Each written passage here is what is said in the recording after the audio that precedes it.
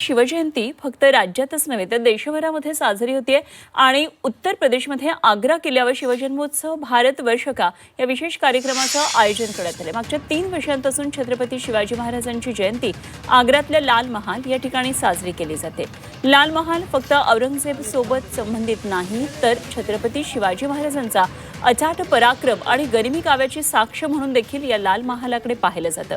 आज शिवजयंतीनिमित्तानं शिवाजी महाराज आणि आग्र्याच्या लाल महालाचं नातं सांगणारा एक लेझर शो, सांस्कृतिक कार्यक्रम सादर केले जाणार आहे आणि संध्याकाळी शिवरायांची जयंती साजरी होणार आहे। मुख्यमंत्री देवेंद्र फडणवीस, उपमुख्यमंत्री एकनाथ शिंदे या कार्यक्रमासाठी उपस्थित राहणार आहेत।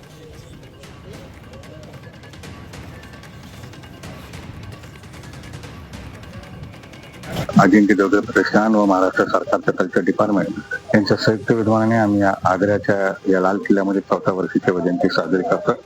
त्याच्या वैशिष्ट्य असं की सांस्कृतिक कार्यक्रम होईल, महाराष्ट्र गीतापासून सुरुवात होईल।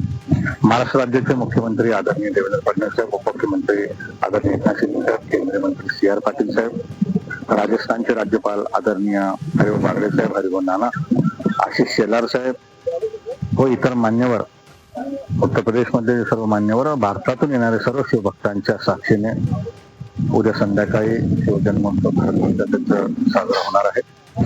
तसंच या कार्यक्रमाचे वैशिष्ट्य म्हणजे देशातनं शिवभक्तांना आम्ही आमंत्रित केलेलं आहे।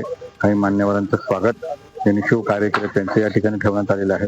याच पार्श्वभूमीवर महाराष्ट्र गीत होईल, त्यानंतर छत्रपती शिवाजी महाराजांचा जन्मोत्सव जो 16 असतो पाळणा त्याचं सादरीकरण होईल।